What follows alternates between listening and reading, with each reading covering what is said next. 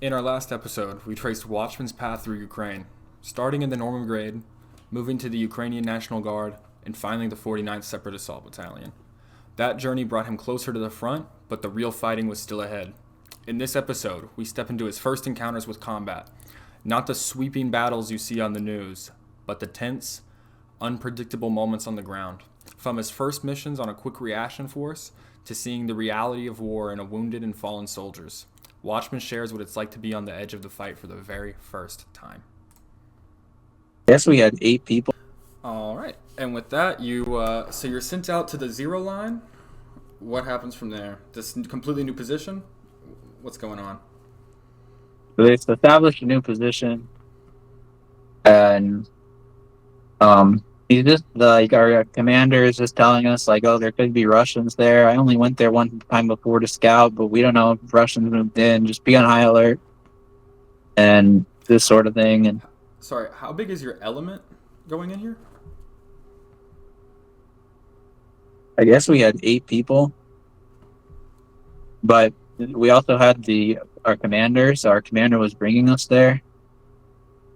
So like a 9 initially, and then he left on his own. The day before that, he took one guy with us. It wasn't me. He took one of my friends, and they went there to scout. And then we left in the morning. So you always leave, like everything you do, you're always leaving at what we call stand 2, which is either like the 2 hours in between like the dusk and 2 hours of dawn. But that's the time where your human eye isn't going to work as good because it's getting dark, but also the night vision and the thermal isn't going to work as good because there's still a little bit of like sunlight out, so therefore those devices don't work as good. So we always do things at that time. And yeah, we ended up just getting to that position, and it's a brand new position, so we had to dig everything ourselves. And we had to split up 4 and 4. And we had these 2 Japanese guys who didn't speak any English. And so 2 of the Japanese guys went to one position, and then they were there with 2 Americans. And then the 4 of us, like 3 Americans and 1 Canadian, were on the other position. And these positions were like 700 meters from each other. And to get to the one position we were at, you have to walk through the other position. And it was just like in this big chunk of woods. And so we ended up being there. We were only supposed to be there for like 2 or 4 days or something. I forget the initial time, but we ended up staying there for like 10 days because our commander came back like at one time and said, "Oh, you can go back or you can just stay." And we just kind of decided amongst ourselves, like, well, let's just stay because we don't want to go back to that school that gets bombed all the time and that smells very bad when you pee. So let's just stay here. But then the problem was is that we didn't have any water. Like we ran out of water and we ran out of food. Well, we had some food, but the problem was the water. We ran out of water because we were digging all day, and it was the summer. It was like June, July. It was like June. So then we're digging all day, so we're drinking a lot of water all day, and we ran out of water. And then so you can see this on my YouTube channel. We have this is the video where like we find the Russian RPGs and stuff, but the whole point of like some people commented on that video and they were like, oh, these guys are idiots just walking around randomly, like how dangerous. But the reason we were walking around is we were trying to find water with our life straw. Because like, yeah, it was dangerous to walk around and the drones could see us and we could get, we're out in the open. There was no tree covers over there. But we figured that we're either going to die of thirst or we'll maybe die of a drone dropping something on us. So we just took the risk. And we also figured like if we're dehydrated and when our position gets attacked, we can't fight good and we're also going to die because we're dehydrated and we're not going to fight optimally. So we went to go get the water. A lot of people commented on that video like these guys are stupid, but that was our rationale. And a lot of people like you guys weren't in that situation. So I mean, I was glad I got water because I was pretty thirsty. And we ended up just getting water.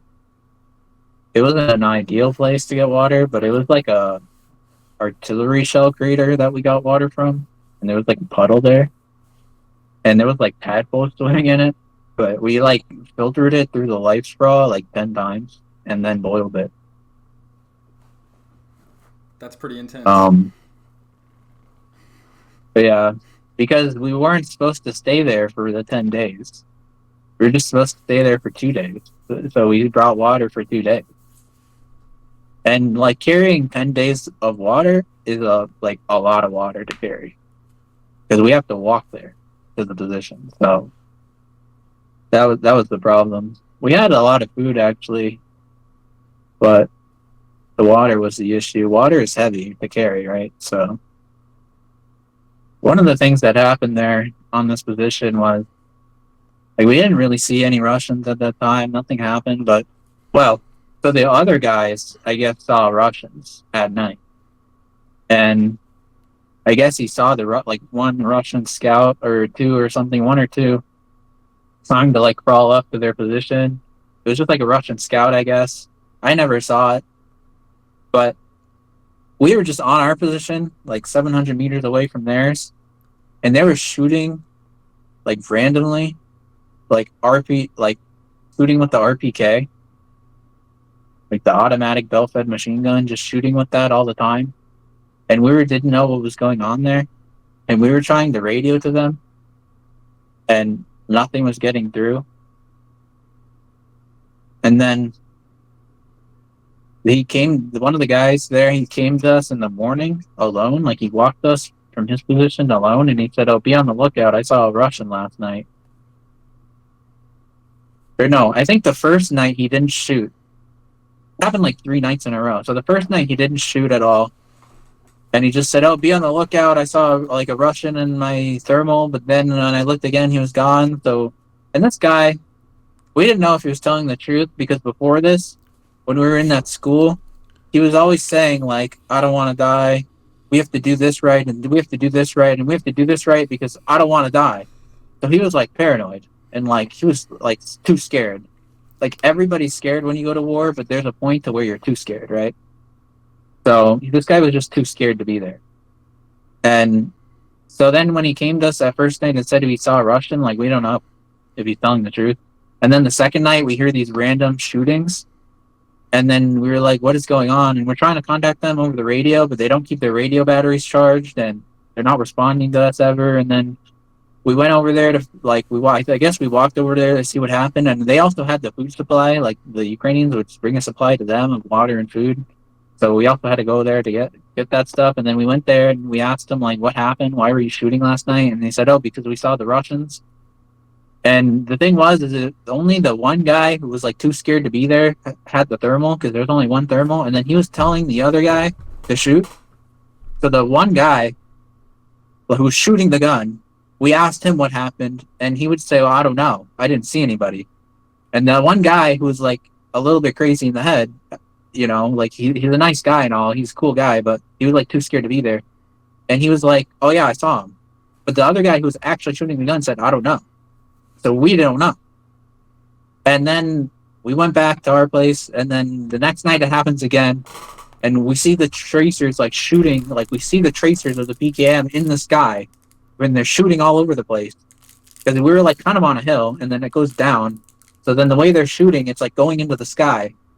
And it was actually like they were actually shooting behind the lines. So they were shooting towards the Ukrainian lines, not towards the other way. So we don't know what's going on. It was like crazy.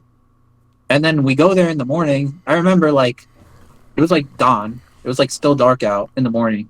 And I remember I was sitting there and I was talking to the other 3 guys and I was like, we need to go over there because they could be in trouble and we don't know what's going on. And there could be like under attack by Russians. They were shooting for like 30 minutes.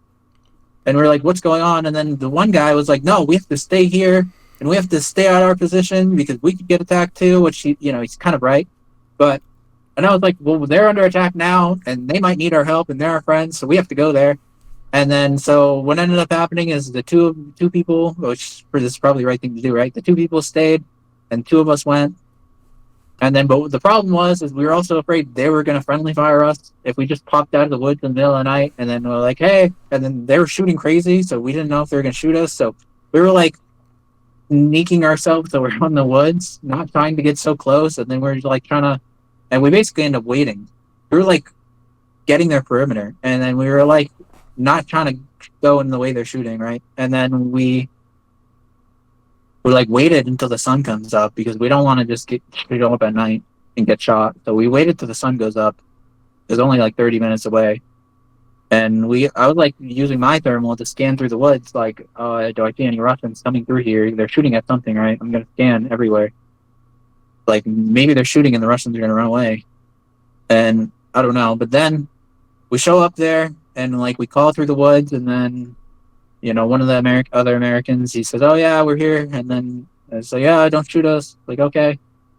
And then we go through there, and it's like, and we show up, and we're like, "What happened?" And they're like, "Oh, we saw a Russian." But the same thing as last night. It's like the one guy sees him, and then the other guy's shooting, and then we ask that guy, like, "Do you see something?" And he's like, "No." And the other guy's like, "Yeah, I saw him in the thermal." I guess he actually did see somebody, because our Ukrainian commander ended up telling us that he took the image, like he downloaded the image, and he saw someone on the thermal. But what ended up happening is other Ukrainians came there, like the QRF team or like the scout team or whatever. They ended up coming there like right after us. So we got there and like, what happened? And that guy's like, one guy's like, I don't know, and the other guy's like, oh, we saw someone. And then the Ukrainians come, and they weren't all Ukrainians, I guess, because there's one guy from like Azerbaijan and there's another guy who was French. But they were like the scout team. And then they were saying, like, they were mad at them. And they were telling, no, you don't shoot. You only shoot if you ask on the radio, and then we give you confirmation to shoot. And they're like, you're shooting at nothing. Don't shoot. Like, you're not, there's nothing over there. Because as soon as they got there, they did a sweep through the woods. And this guy, like the guy who was like too scared, like not right in his head at the moment, like he's right in his head in normal situations, but at this moment he's not. And he's not right in the head. And then he's telling us, like, there's a guy over there, like he's wounded and he's crawling through the woods and I can hear him. And we have to go get that guy because he's just crawling through the woods wounded. And then the Ukrainian team, they go over there and they sweep through the woods and they're like, no, there's nothing there. And this guy, this is how I knew, like, this is the final straw that I knew he wasn't right in the head. And he goes and he's like, no, there is a guy over there. And right after the Ukrainian team done sweeping through the woods, he takes his rifle in his hand and he rushes through the woods and he's like, ah! And like he rushes over there. And I'm like, dude, this guy's not right in the head. Well, I'm sorry. Was he actually like, screaming as he was running? He was like, oh yeah, there's a guy over there. Let's go. Like, I don't know exactly what he said, but he said something like that. He did like a little scream, right? And yeah, and he runs through there, and we're just talking like, this guy's not right in the head, and like this guy like needs to go home. And that's what we were telling like the Ukrainians, like, bring him with you back to base. And that's basically ended up what happening. Like, he left, and I guess he left mostly because he left almost on his own accord because nobody believed him. Which at this time in my life, I probably believe him. Like, I think he did see someone, but the way he was acting made it so suspect. And none of the Ukrainians believed him. Nobody believed him, right? The guy who was actually shooting at the Russians didn't even know if he was shooting at someone. So, because like the other guy, like I said, he was just guiding him with the thermal, and he was saying, "Shoot there." And so, yeah, he ended up leaving. He ended up just going home. He just left the battalion and went home because nobody believed him. But he wasn't right in the head. He wasn't right to fight. He was too scared. So we ended up leaving that place after 10 days. We went back to the school. And then, like, we were, like, mad once we got back to the school, because when we got back to the school, like, other people took our room we were sleeping in, so that it's like, that's our place. And then, like, now you put new people in there, and they're like, where do we sleep?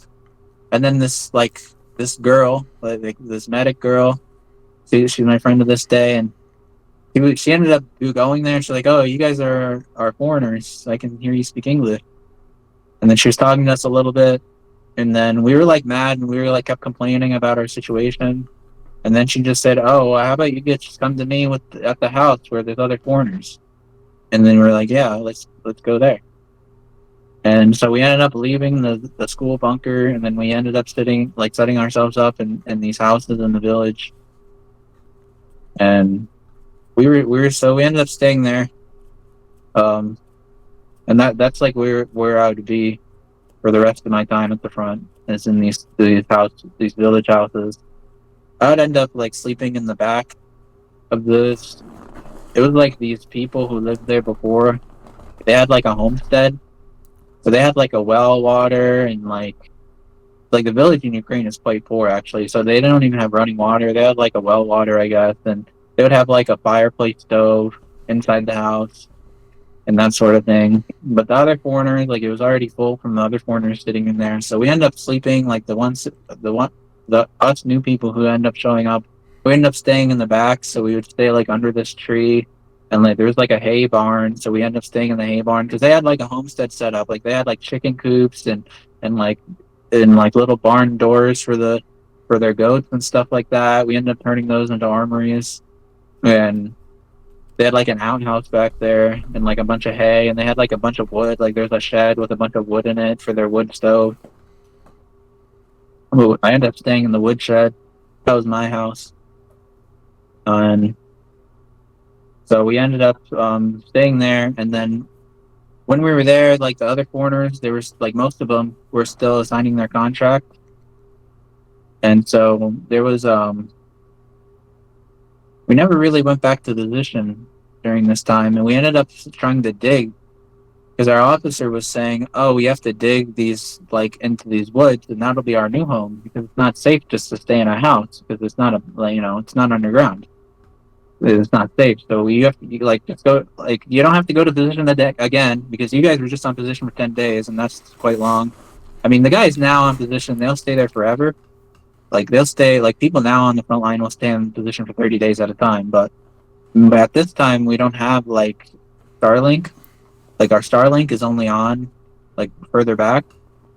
But now they have Starlink on the positions themselves on the zero lines. So and the Starlink is important not just so you can like video chat your friends back home or something, but so you can communicate with the different units. That's actually what they're using it for. So the Starlink is important. That's why we would just rotate all the time, and they also didn't like set up supply lines good. I don't know what the reason was, but anyways, it's different now from what I've been told. But they said, "Oh, you're on position for 10 days, so you don't have to go back, and just every day, just go to the woods and just build a bunker over there, and that'll be your new home once you're done, and just stay here until it's not done." And so we ended up digging into this mountainside, and like the ground in Ukraine is so hard. So we're like digging so hard every day. Like it's so hard to dig those things. Like you see those videos, like the first like few inches is soft, and then once you get past that, it's all clay, and it's like you have to use the pickaxe to dig those things. Um, and we end up trying to dig into this side of the mountain, so it was like all clay the whole time. But eventually, we stayed for like another 1 or 2 weeks, just digging there every day. And then we were supposed to leave the front, to sign our contracts, to go like because the other foreigners now they came back, and we met them again, and then we were supposed to go next because they were just bringing people in batches to go sign their contract. So now it was our turn, and by the end of that, we were on the front for like a month without pay. But we were like basically we were getting ready to sign our contract, so we got in full kit because we're gonna bring our kit. I'm not gonna leave it there. We got in full kit and we brought our bags and stuff, and like our bags to pack and everything to go to the city in the west off the front. And then what ended up happening right there is that one of the positions on the zero line was under attack, and it was like our fellow foreigners. And we didn't know what was happening. Like this is the problem being a foreigner in Ukraine is you don't know the language, and anything that happens, you never know what's going on. So all the Ukrainians were getting up and like rushing into the cars and like getting in truckloads of people because it's like the Taliban at that time. There's no APCs, there's no Bradleys, there's no there's no BMPs or anything. So we just use these Taliban trucks, high Toyota Hiluxes to bring ourselves to the front. But you don't go all the way to the front. You just go halfway, and then you get out of the truck, and then you walk the rest of the way. But so we're just sitting there, like we think like, oh, our ride one of the trucks is going to come to bring us off the front so we can go sign our contracts. And then the Ukrainians, we don't know what they're saying, we don't know what's going on, and they just start rushing on alert to get in all the trucks and the like rush to the front because one of the positions was under attack. And we don't know what's going on. And then like 1-2 truckloads later, something of Ukrainians going, then we kind of figured out like, oh, something's going on. Like the QRF time, right? We have to react. And so we get in the next truck and basically there was a mine. Like so normally you'll get out of the truck, like I said, and you'll walk Just the rest of the way. But because I have a question. Is this the situation where your platoon sergeant left? He didn't get in the vehicle? platoon sergeant left, The Canadian? I don't think so. He didn't get in the vehicle and you made a joke? Oh yeah, that happens after. Oh, okay. I want you to tell that story, but go on. It was a Sorry. similar situation. Yeah, that happens at the end of this part of the story, but so we're getting in the truck and then we're loading up. So because it's a quick reaction event, we're not going to walk the other part of the half of the way. We're going to drive the whole way. But the problem is that they set up anti-tank mines along the road because we normally don't drive. We normally walk through there. And there's an anti-tank mine. We're not in a tank. We're in a truck, but it's a Toyota Hilux truck, right? So it's a big truck, like kind of like a F-150 or something, right? And we're loaded up. So not only is there like 15 guys in the back of the truck, pretty heavy, right? 15 people. But there's also like our plate carriers and our rifles and RPGs and ammo and everything, right? And water. So you think like maybe the truck's heavy and we're going to explode. And so they like, we're going super fast because like our mission, like our guys are under attack and we have to get there fast to save their life. But like, then there's a mine on the road. And this was a friendly mine. Like the Ukrainians planted this mine in case the Russians attack. But this is a friendly mine, so we knew where it was. And then we're rushing, and then all of a sudden, like we're slamming on the brakes, and then they're like, "Oh no, there's a mine here." And then they're going slowly over the mine, and then they're like, and one of the Ukrainian gets out of the car, and he's like, "No, go this way. No, like a little bit to the left. The mine's over there." And then I'm just like, "Bro, we're gonna die. Like I'm gonna die, and I didn't even get to see a Russian in my whole life." And it's going to be to a friendly Ukrainian mine that's going to blow us up. Like, and we're all just going to die. And I'm like, I'm just sitting there and I'm thinking like, why don't we just get out of the car? Like, just get out of the car, let the truck roll over it with less weight, and then just go and get back in. Yeah, it would have maybe took a little bit more time, but it's safer and we won't die. And then, but like, I can't move because like I'm sitting there in the truck and there's like 15 other people in the truck and you're like almost on top of each other, right? So you really can't move. You can't like you're not free to make your own choice. You're just like stuck with whatever the group's doing. And so that was that. And we just go slowly. And then we end up surviving and it didn't blow up because I wouldn't be here to talk. And then with the other guy, like the Ukrainian guy who got out to guide the truck to go the right way, to not go directly over it. Then he gets back in and then we go. And then we're just driving through the, farm fields or whatever. And then we get out at this place and then we start walking to the rest of the way. And like, I have this short video of this where I'm carrying the RPG and I just remember like the RPG was so heavy. If you look on my YouTube channel, there's a short and I'm carrying the RPG, the video, the guy's taking the video from behind me. And we're walking up this hill. And then we walk up this hill and then we go down this hill into like this little, it's almost like a riverbed, but it wasn't a riverbed, but they have those things in Ukraine. It's like a draw. I guess that's what it'd be called. It's like a draw. And so then it goes down and then it goes back up and then we go through there, go back and then go back up. And then once we get to the top of that place, there's other foreigners there, like those foreigners who got on the first truckload, and there's like our commander, and they're carrying one of the wounded foreigners that are there. So I guess what happened is that the foreigners were on position, and I don't know, there's like 5 or 6 of them there maybe, and they got attacked. Two of them died.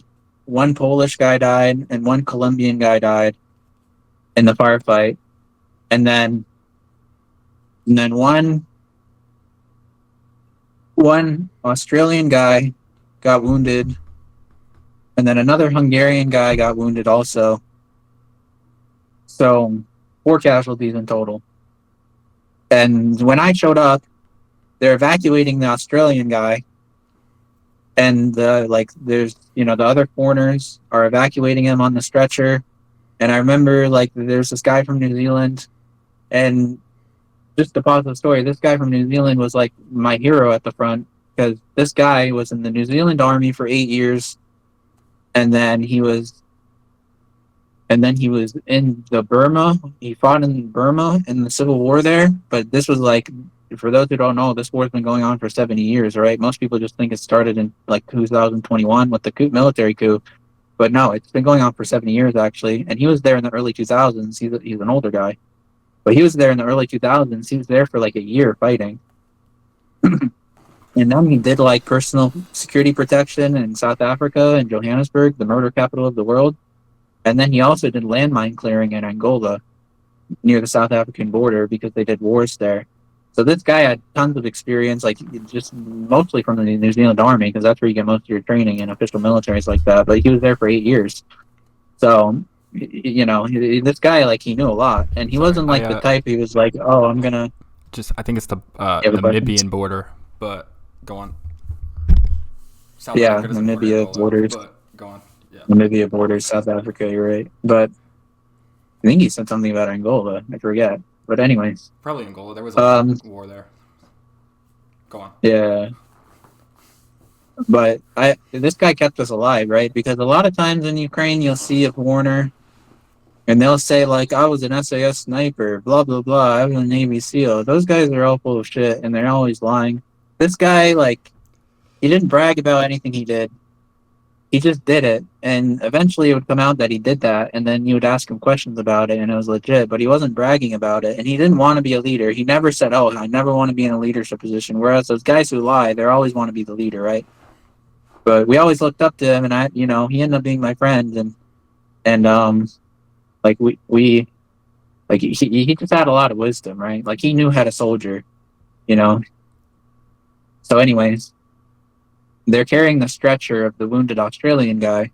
He's wounded in the left leg. I saw the leg, and it was I saw him bleeding. And he's on the stretcher, and then the New Zealand guy is carrying him, and he's just saying, oh, you're going to be all right, bro. You're going to be all right. And then one of the other British guys who's carrying it, he's he's telling us, because we just showed up, we don't know what's going on. And one of the other British guys is saying, hey, there's a Russian guy over there. Stay on alert. Hey, look, there's a Russian guy. And so then we're just oh, okay. So we just take our positions, and we take aiming positions, and then we don't know what to do. It's not like the U.S. Army where there's always a sergeant over you, and there's always going to tell you what to do, and there's always a structure or organization. That's, not always, but that's kind of how war will work in the U.S. Army. But in the Ukrainian Army, there's not a direct. You don't never have a direct NCO almost ever, and because you're all just a bunch of random foreigners who showed up randomly. So you're all almost equal. And someone might take up the leadership position, but it's not that structure. So anyways, we don't know what to do. And so I'm just I just use my knowledge of my training, and I'm just oh, okay, let's get down on a knee, and let's get in the prone, and then let's take up our positions. And then I say, oh, well, they're moving back with the stretcher. So I tell there's 2 other guys with me. There's one Japanese and another American with me. And then I tell them, okay, well, let's just bound back towards the with the carrying of the stretcher. So I gotta say, okay, you bound first, and you run back, and we'll cover you. And then because we're trying to cover the stretcher for their retreat, and that's our goal. But so then I'm okay, you bound back, and I'll cover you, and then we'll bound back after, right? And we're just gonna do a bound. Well, eventually we keep doing bounds back and back, and then we don't know where they went, because we're bounding and they're running.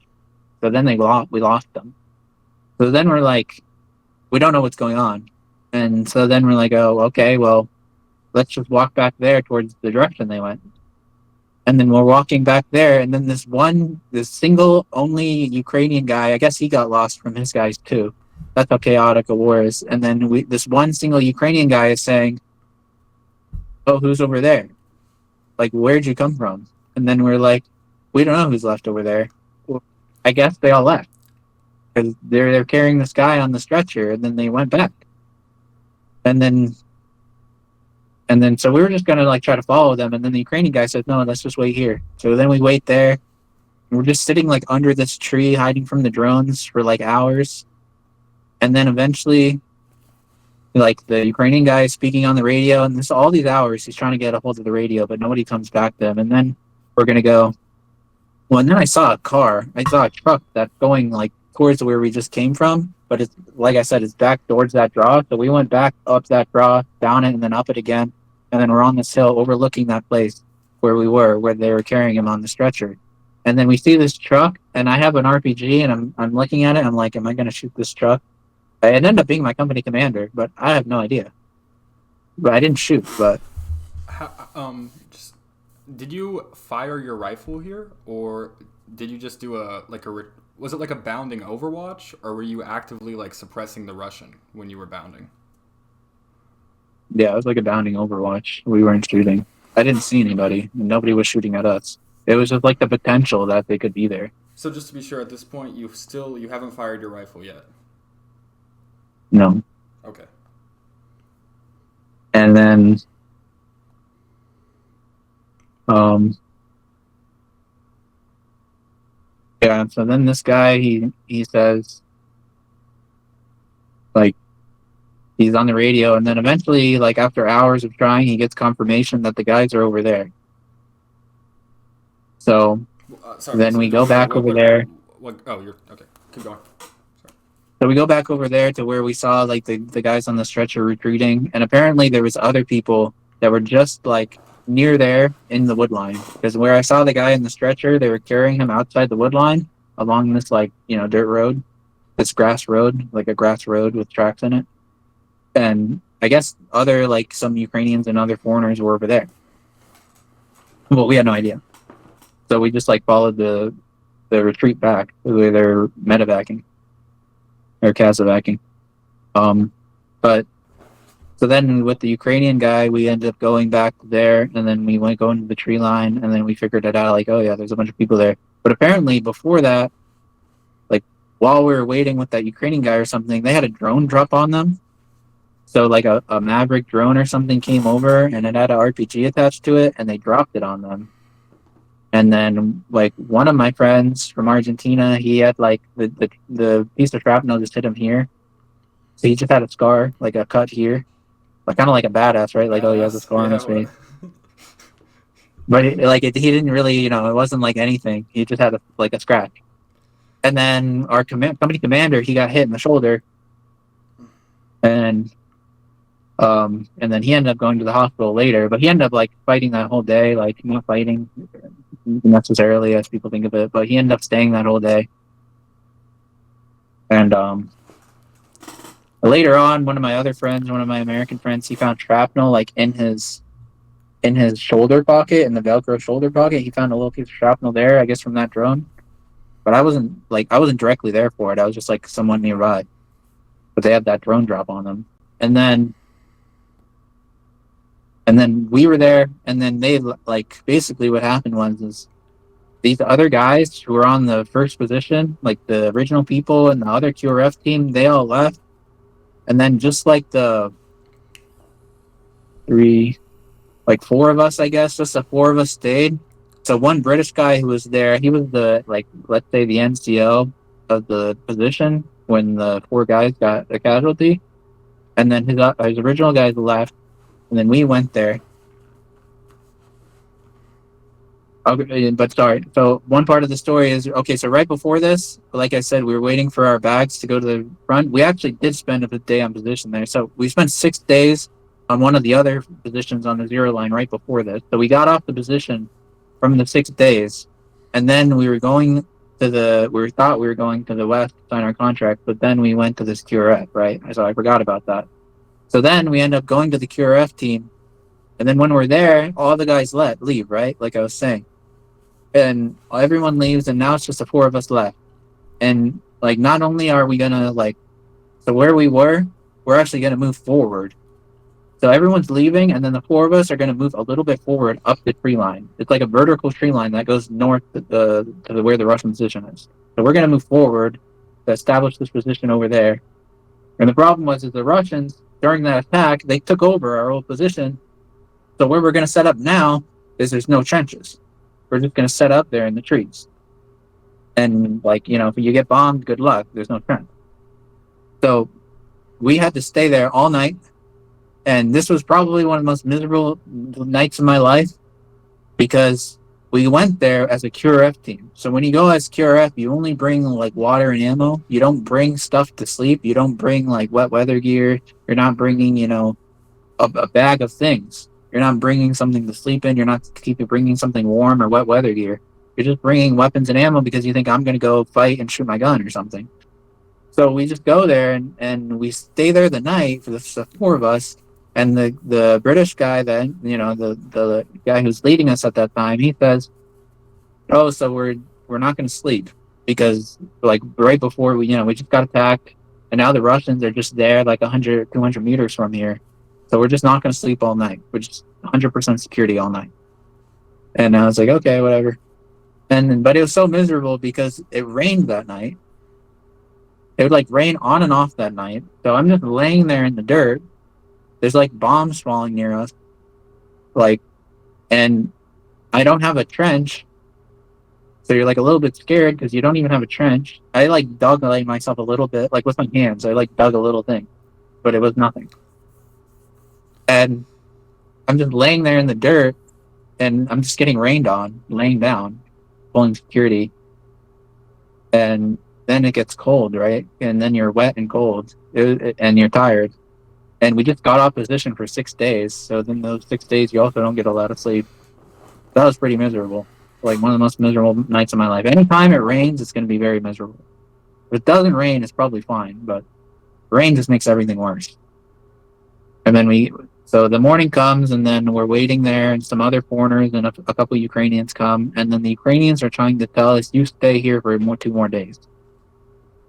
And then we're arguing with them. And one of my other friends is arguing with them, no, we're not going to stay here. And the Ukrainians, they came there just to like dig, just to help the other foreigners dig, and just to bring some supplies. And they had no intention of sleeping there. And they're going to tell us, no, you're going to stay here another 2 nights with these other foreigners. And that's your position, and you'll get off the position in 2 days. And then we said, no way, we're not going to do that. We just got off the other position, and we were there for 6 days. And we weren't even supposed to be here. We just came here for QRF, and then everybody left us. And besides that, we're not even on contract. And it's our turn to go sign the contract. And like one of the admin officers is waiting for us to bring us to sign our contract. And it's our turn to sign. So we're not going to stay here. And then we kept arguing with them about that. And then eventually they said, oh yeah, okay. Blah, blah, blah. Okay, we'll do it. Because they had no intention of staying there. They just wanted the foreigners to do it. And so then they said, oh, okay, wait here. So they had to walk all the way back and get on the vehicle or whatever. They had to walk all the way back to where the houses are in the village to get their sleeping stuff. So then they could come back and stay in the position for 2 days. They didn't have any intention of staying. And then we had to argue with them to stay there. So then we had to wait there again. And then they came back, and then we come and get on, like we walk out of the position, and then we get on the truck. And then what happened was that this is when what your question was. I saw this guy who was my old, like, when we were in that National Guard unit leading by that Latvian guy, there was also this Canadian guy.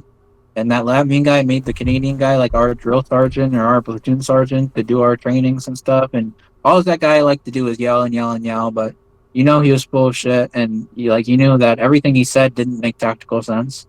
And I would always be the guy to challenge him. So I had some sort of leadership position in that platoon, but that guy was above me. But anyways, when we got back to our vehicle swap, like we walked to this place to get on the vehicle, and when we got back to the vehicle, there was this guy, and he was crying. And he was like, oh, like during the firefight, one of the stray bullets came close to my face, And then I was just thinking of my children back home in Canada, and what if I leave them and die? And like he was just like crying. And then we heard a firefight going on, and like As he's right crying, where we came from, as he's yeah, he crying, was crying. as he's crying, the firefight goes off. Yeah, and then as he's Okay. crying, the firefight goes off.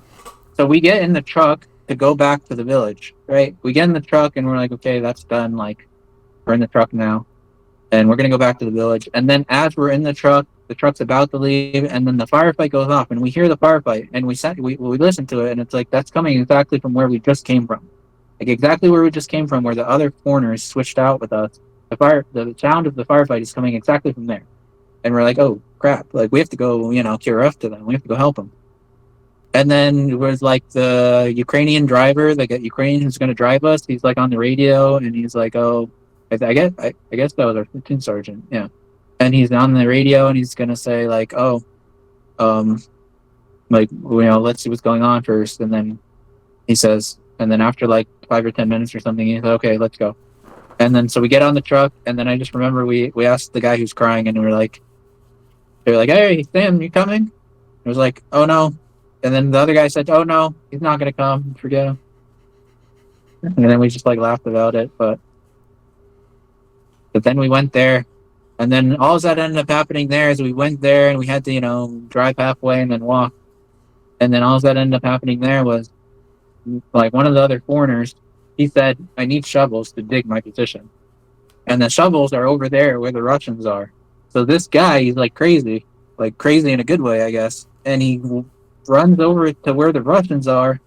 He takes the shovel, and he runs back with the shovel, and the Russians are shooting at him because the Russians just see some random guy who takes takes the shovel. It was like our shovel, but the Russians took our position, right? So then he goes to the Russian position and takes the shovel, and then he runs back. So then the Russians are shooting the PKM at him as he's running away with the shovel, and that's what we heard. And he didn't shoot back at them at all. I guess that's what he told us. And then so when we got there, everything was already done. So yeah, then we had to wait there more longer for a vehicle to come or something, and then we waited, and when we went back to the village, that story. And we ended up going to sign our contracts in the city in the west, and that was kind of fun. Like we were on the front for a month at that time. I didn't say like everything that happened, but every day you're basically getting shelled.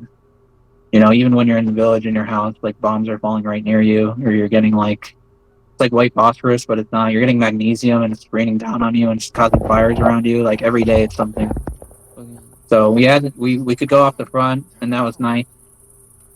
And we were just like kind of chilling in the hotel, and like just hanging out, going to restaurants and stuff as we waited for our paperwork to be done. We set up our Ukrainian bank accounts to get paid, and we just had to do paperwork and wait for them to do the paperwork. So it was just a lot of waiting, really. Like we just did some paperwork every day in the morning, and then it was mostly just waiting for them to finish it.